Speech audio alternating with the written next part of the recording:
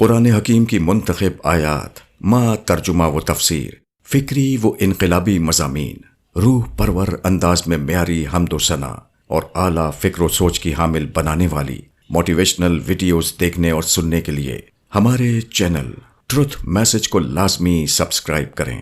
شکریہ۔ پروگرام میں اسی مسجد میں چند ماہ پہلے بھی مجھے آنے کا اتفاق ہوا تھا اور آج پھر دوسری بار حاضری ہو رہی ہے۔ یہ سن کر اور دیکھ کر بڑی خوشی اور مسرت ہوتی ہے کہ کچھ نوجوانوں کے اندر بہرحال یہ احساس ہے کہ ملت کو جو نقصان ہو رہا ہے وہ نہیں ہونا چاہیے، لیکن اسی کے ساتھ ساتھ بہت دکھ ہوتا ہے، بڑا قلق ہوتا ہے یہ دیکھ کر کہ یہ صرف اسی گاؤں کی بات نہیں ہے، ہر گاؤں کا معاملہ یہ ہے کہ بڑی تعداد میں لوگ موجود ہیں، نوجوان بھی اور بزرگ بھی اور بچے بھی۔ اس طرح کے پروگراموں میں بڑی تعداد میں لوگوں کو شریک ہونا چاہیے۔ بزرگوں کی شرکت سے بچوں کو حوصلہ ملتا ہے، اور بچے اگر خود شریک ہوں گے تو ان کو بھی مسابقے میں آنے کی ترغیب ملے گی۔ لیکن ہر گاؤں میں یہ ایک کمزوری بہت واضح طور سے نظر آتی ہے کہ نہ بڑوں کو بہت زیادہ احساس ہے کہ بچوں کی حوصلہ افزائی ہو، نہ نوجوانوں میں بہت زیادہ احساس بیدار ہے کہ اپنے آپ کو بنانے کے لیے کچھ کوشش کریں، اور نہ بچوں ہی میں یہ احساس ہے کہ ہمیں آگے چل کر کچھ بننا ہے۔ یہ بڑا المیہ ہے ہماری ملت کا، اور یہ رونا ہر جگہ رویا جاتا رہا ہے۔ ابھی رمضان کا مہینہ گزرا ہے، رمضان کے بالکل شروع میں تقریباً 5 رمضان تک چاہے مسلمان بچے ہوں، چاہے نوجوان ہوں، چاہے بڑے بوڑھے اور بزرگ ہوں، سارے لوگوں میں وہ شوق، وہ جذبہ، وہ ولولہ اور وہ حوصلہ دیکھا کہ دیکھتے دیکھتے مسجدیں بھر گئیں۔ جو پہلے سے پکے نمازی تھے انہیں شاید ہی مسجد کے اندر جگہ مل پاتی رہی ہو، یہ وقتی اور موسمی نمازی پہلے بھر جاتے تھے۔ ایسا لگتا تھا کہ جیسے اس مبارک مہینے نے کچھ نہ کچھ برکت بکھیرنی شروع کی ہے، لیکن 5 رمضان کے بعد پتہ نہیں کیا ہوا کہ دھیرے دھیرے تعداد کم ہونے لگی، اور کم ہوتے ہوتے اس حد تک کم ہو گئی کہ رمضان ختم ہوتے ہوتے تک پھر وہی کیفیت اور وہی صورتحال جو پہلے تھی۔ یہ مسلمانوں کی بے حسی کی دلیل ہے، اور مسلمانوں کو اپنی حس بیدار کرنی چاہیے۔ مجھے یاد تو نہیں کہ اس سے پہلے میں نے کیا کہا تھا آپ سے، لیکن اگر کہا بھی ہو تو قند مقرر کے طور پر پھر عرض کر دوں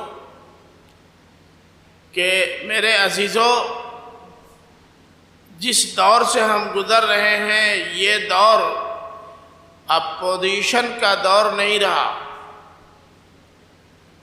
اگر پہلی پوزیشن کوئی لے آئے، دوسری پوزیشن کوئی لے آئے، تیسری پوزیشن کوئی لے آئے، اور وہ یہ سمجھے کہ ہم کامیاب ہو گئے، تو یہ اس کی خام خیالی ہے۔ کامیابی کا معیار اب یہ باقی نہیں رہ گیا، بدل گیا۔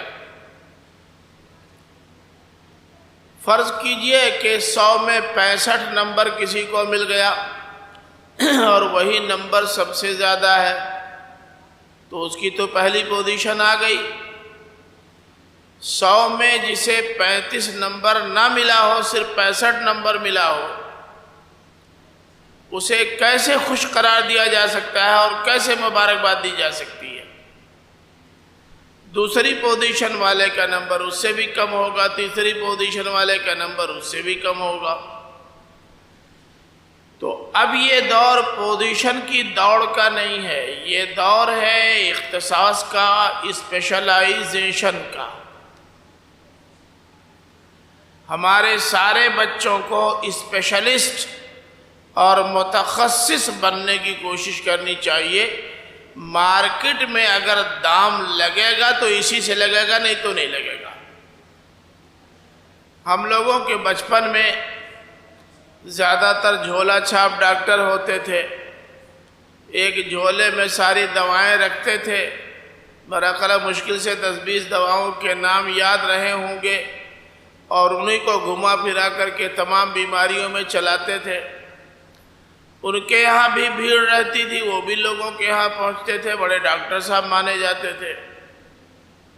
لیکن اب اس زمانے میں جب اسپیشلسٹ آ گئے، دانت کے اسپیشلسٹ، آنکھ کے اسپیشلسٹ، ہڈی کے اسپیشلسٹ، چائلڈ اسپیشلسٹ اور وومن اسپیشلسٹ، تو ہارٹ اسپیشلسٹ، اب یہ جب سے اسپیشلسٹ آ گئے تب سے پہلے تو یہ دیکھا جاتا ہے کہ تکلیف کہاں ہے، کس چیز میں ہے، فوراً آدمی بھاگتا ہے اسپیشلسٹ کے پاس، اسی سے علاج کراتا ہے، ہر کسی سے علاج نہیں کراتا۔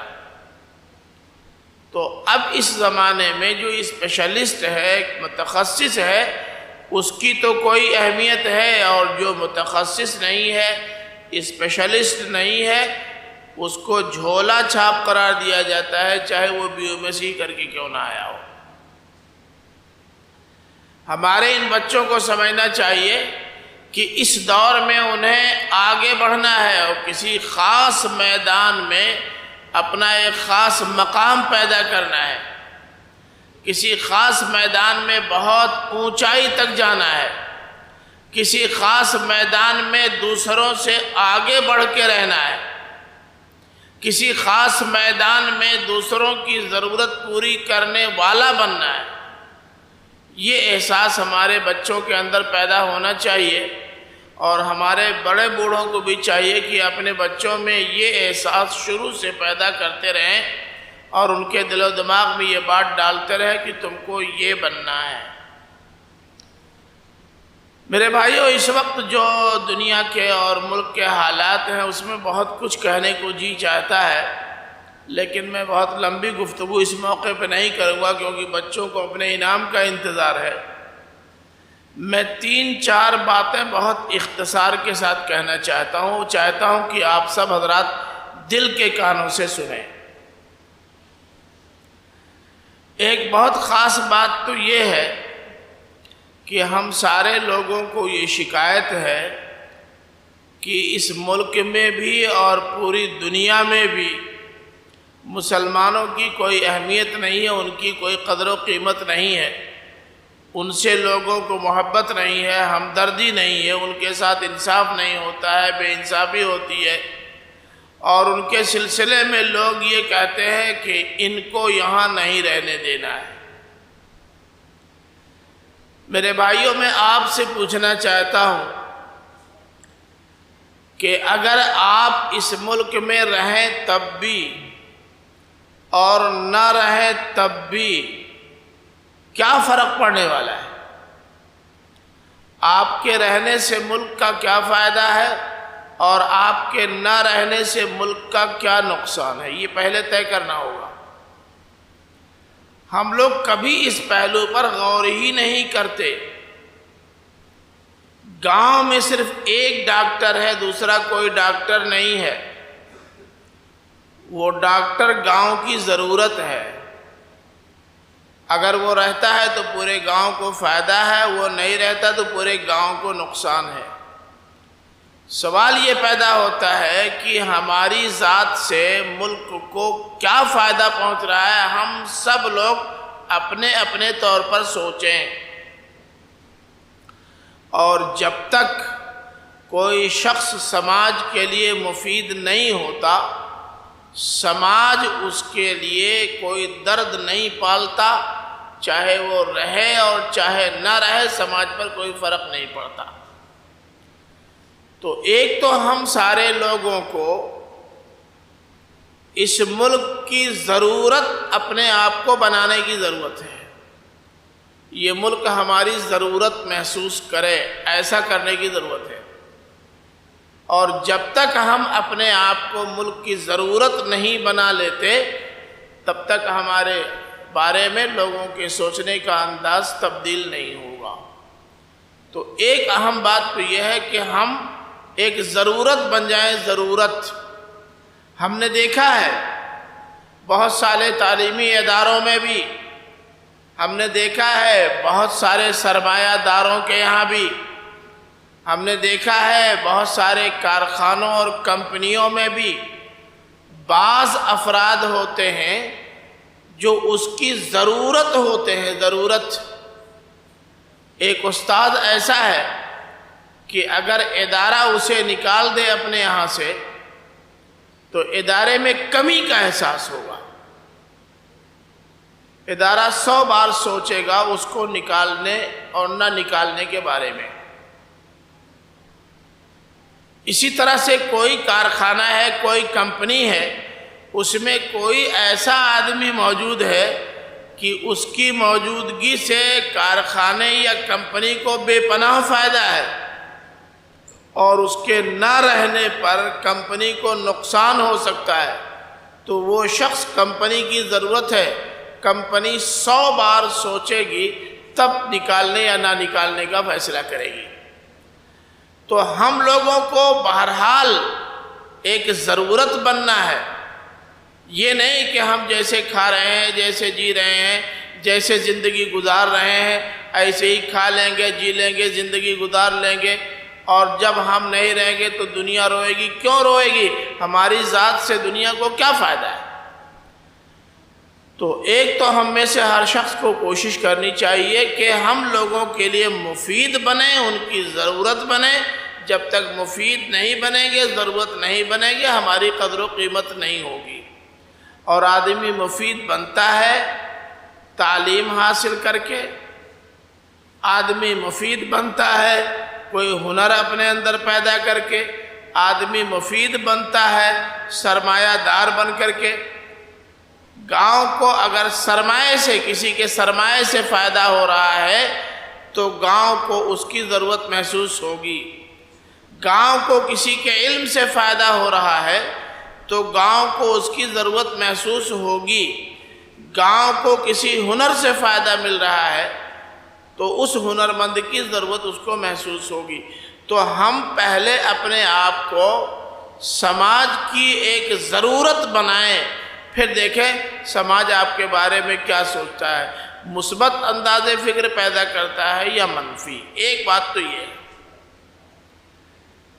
دوسری اہم بات یہ ہے کہ ہم لوگ صرف کچھ پروگرام کر لیں، کچھ لڑکوں میں مسابقہ کروا لیں، کچھ چیزوں میں لوگوں کی دلچسپیاں پیدا کرا دیں، اتنا کافی نہیں ہے، بلکہ ہم سارے لوگوں کو، گاؤں کے تمام نوجوانوں کو ٹارگیٹڈ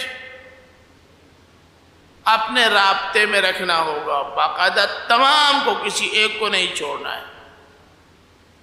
سارے نوجوان اس تحریک سے جڑیں، سارے نوجوان اس ادارے سے جڑیں، سارے نوجوان اس کمیٹی کا حصہ اور جز بنیں۔ سب کو، کچھ لوگ خود سے آ رہے ہوں گے، کچھ نہیں آنا چاہتے ہوں گے، ان کو آنے اور لانے کی کوشش کرنی چاہیے۔ کوئی ایک نوجوان بھی نوجوانوں کی اس تحریک سے علیحدہ نہ رہ جائے، بلکہ یہ تحریک تمام نوجوانوں کی تحریک بن جائے۔ اور جب تک گاؤں کا ایک نوجوان بھی آپ کے نوجوانوں کی اس تحریک سے نہیں جڑتا، تب تک آپ یہ سمجھیں کہ آپ کا کام ابھی تشنہ تکمیل ہے، مکمل نہیں ہوا۔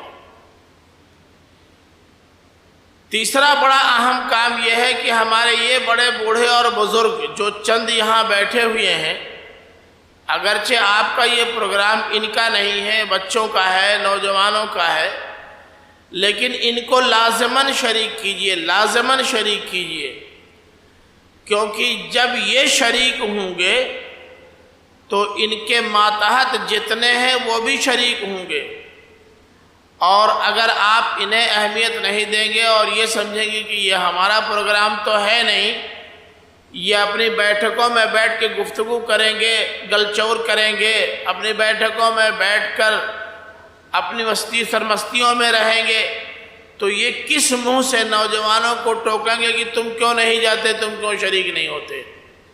یاد رکھیے، جو آدمی خود نماز کے وقت اپنی چارپائی پر دروازے پر بیٹھا رہتا ہے، وہ کسی دوسرے کو نماز نہ پڑھنے پر نہیں ٹوک سکتا۔ کیسے ٹوکے گا؟ وہ خود کا جواب دے سکتا ہے کہ جناب آپ تو خود ہی بیٹھے ہوئے ہیں، ہمیں منع کر رہے ہیں یا ہمیں ٹوک رہے ہیں، نہ جانے پر ہماری سرزنش کر رہے ہیں۔ تو ان کو بھی شریک کیجئے۔ ان کی شرکت سے فائدہ یہ ہوگا کہ یہ ٹوک بھی سکتے ہیں، ڈانٹ بھی سکتے ہیں، اور ان کے زیر اثر جتنے لوگ ہیں ان سارے لوگوں کو مسجد میں لا سکتے ہیں۔ تیسرا اہم اور بنیادی کام یہ ہے کہ گاؤں میں تعلیم کا ایک ماحول پیدا کیجیے۔ ہم تو یہ دیکھ رہے ہیں کہ نوجوانوں ہی کی نہیں بلکہ پورے گاؤں کے لوگوں کی ساری توانائی آج کل صرف ہو رہی موبائل پر۔ پڑھنے والے لڑکے بھی ہر دم موبائل لیے بیٹھے ہیں، کھیتی باڑی کرنے والے بھی موبائل لیے بیٹھے ہیں، دکان چلانے والے بھی ذرا فرصت ملی تو موبائل لے کر کے بیٹھ گئے۔ ان کی تمام تر مصروفیات کا مرکز اب موبائل ہو گیا ہے۔ ان کو زیادہ سے زیادہ پڑھنے لکھنے کی طرف راغب کیجیے تاکہ ان کا زیادہ وقت پڑھنے لکھنے میں صرف ہو، اور پڑھنے لکھنے کے لیے بھی ایسی کتابیں آج کل مارکیٹ میں موجود ہیں کہ جو لڑکے کتاب پڑھنا نہیں چاہتے، جن کو کتابوں سے کوئی دلچسپی نہیں ہے، میں اللہ کے گھر میں پورے یقین و وثوق کے ساتھ کہتا ہوں کہ ان کتابوں میں سے 2-1 کتاب ان کو دے دیجئے، پڑھ لیں۔ اگر یہ دوبارہ پھر آپ سے کتاب کا مطالبہ نہ کریں تو کہیے گا۔ بہت ساری سیریز اس وقت مارکیٹ میں آ گئی ہیں۔ دینیات سیریز ہے، قرآنیات سیریز ہے، حدیث سیریز ہے، فقہ سیریز ہے، نوجوان سیریز ہے، بوڑھے سیریز ہے، مردوں کی سیریز ہے، بچوں کی سیریز ہے، اور ایسی دلچسپ دینی اور علمی کہانیاں موجود ہیں، تربیتی کہانیاں موجود ہیں کہ بچہ جب کتاب اٹھاتا ہے چند سطریں پڑھ لیتا ہے تو جب تک کتاب ختم نہ ہو جائے تب تک چھوڑنے کا نام نہیں لیتا۔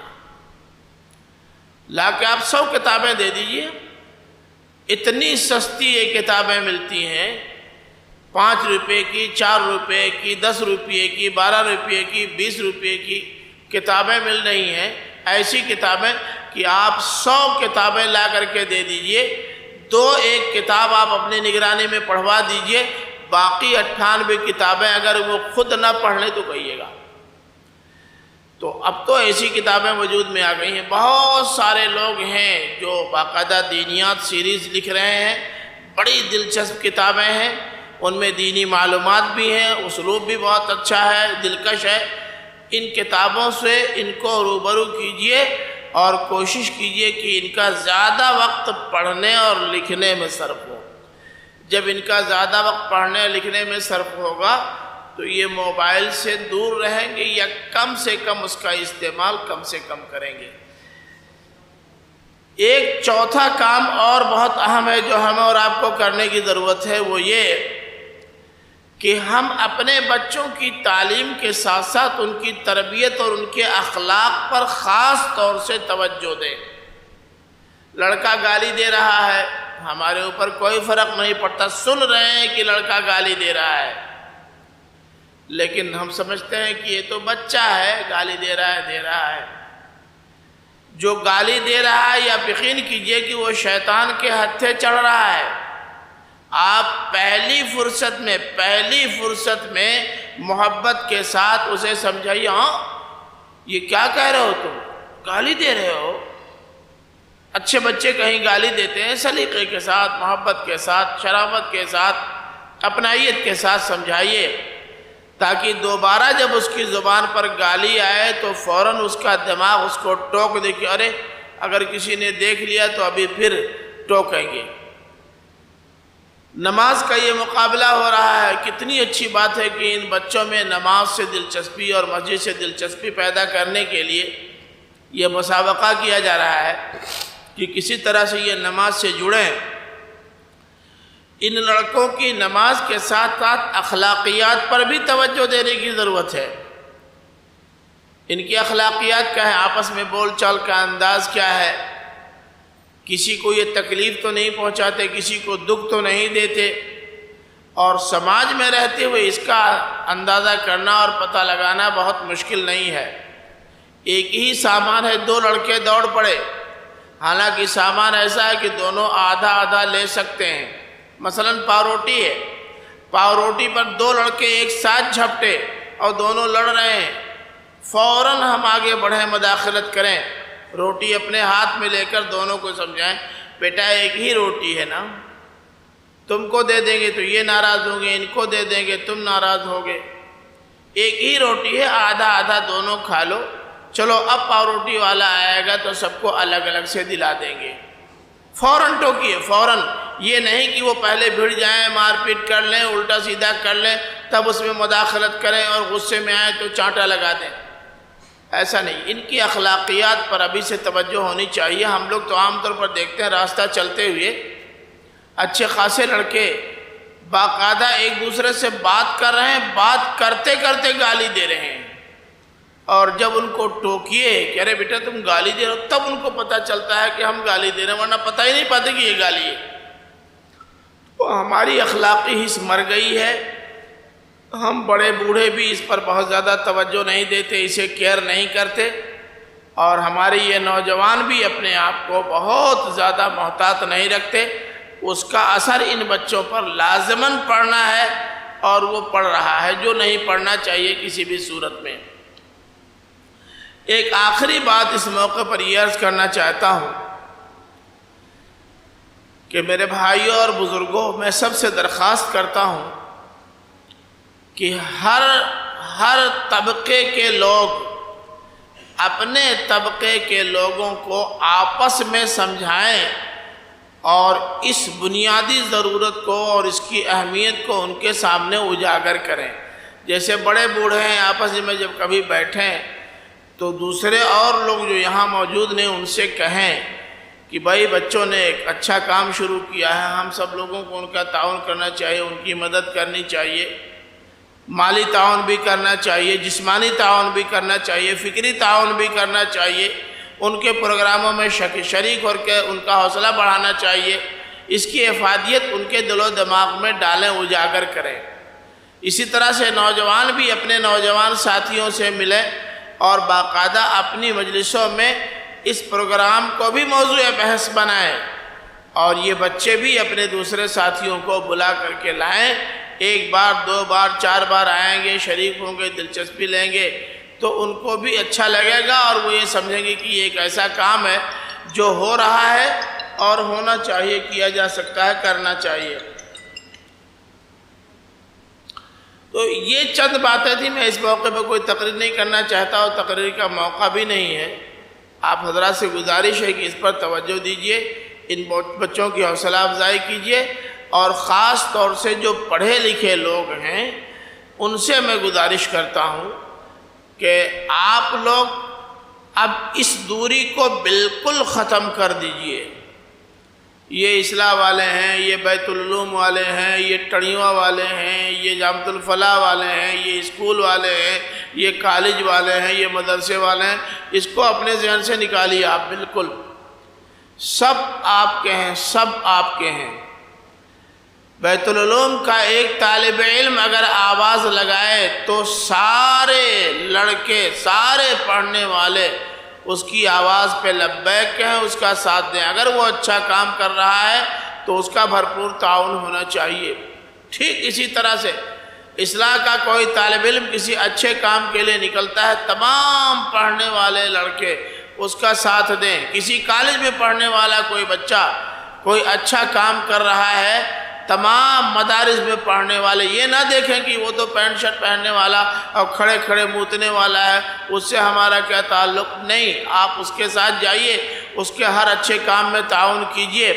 اس طرح آپ اس کا دل جیتیں گے، وہ آپ کا دل جیتے گا، آپ ایک دوسرے سے قریب ہوں گے، باہمی تعاون کی فضا پیدا ہوگی، اور جو کام بھی آپ کرنا چاہیں گے بڑے آرام سے کر لیں گے۔ ایسے بھی حالات کا تقاضا یہ ہے کہ نہ گاؤں میں اب کوئی پارٹی ہونی چاہیے اور نہ فکر کی بنیاد پہ کوئی اختلاف ہونا چاہیے، سب لوگوں کو ایک ہو کر ملت واحدہ بن کر اس کاج کو آگے بڑھانے کی ضرورت ہے، ورنہ وہ وقت بہت دور نہیں ہے جب پچھتانا پڑے۔